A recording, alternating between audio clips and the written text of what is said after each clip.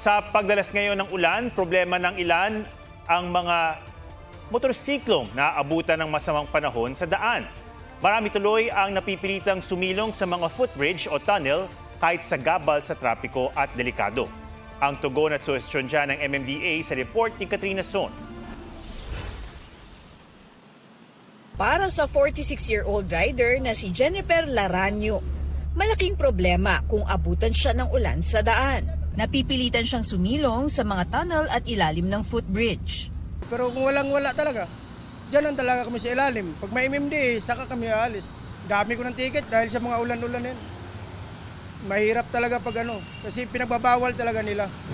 Ganyan din ang diskarte ng rider na si Lowen Badiles. Kaya ilang beses na rin siyang natiketan.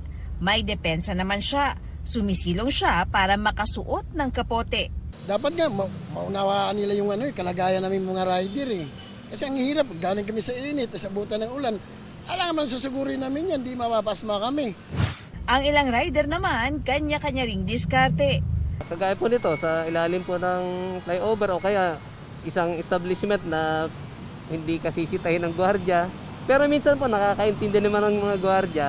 Kadalasan kapag inabutan ng ulan, di sa footbridge talaga mag-aano. Minsan kasi kapag sa mga gas station, minsan puno na. Ayon sa MMDA, ang pagbabawal sa mga rider na tumigil o sumilong sa mga tunnel o sa ilalim ng footbridge ay para sa kaligtasan ng lahat. Meron pong mga aksidente na maaaring mangyari po, and yun po ang bottom line dito na gusto nating maiwasan. Huwag po natin isipin kaagad yung violation. Ang isipin na lang po natin dito yung safety ng bawat motorista. Malaki raw ang maitutulong kung maghahanda ang bawat rider. The weather is very unpredictable. Bilang mga motorcycle riders, pag lumabas po tayo ng bahay po natin, pag nakita natin medyo makulimlim, I think it's much better to be prepared. Ayon sa MMDA, may mga lay-by din daw sa buong Metro Manila kung saan pwedeng huminto ang mga rider para magsuot ng kapote at magpatila ng ulan.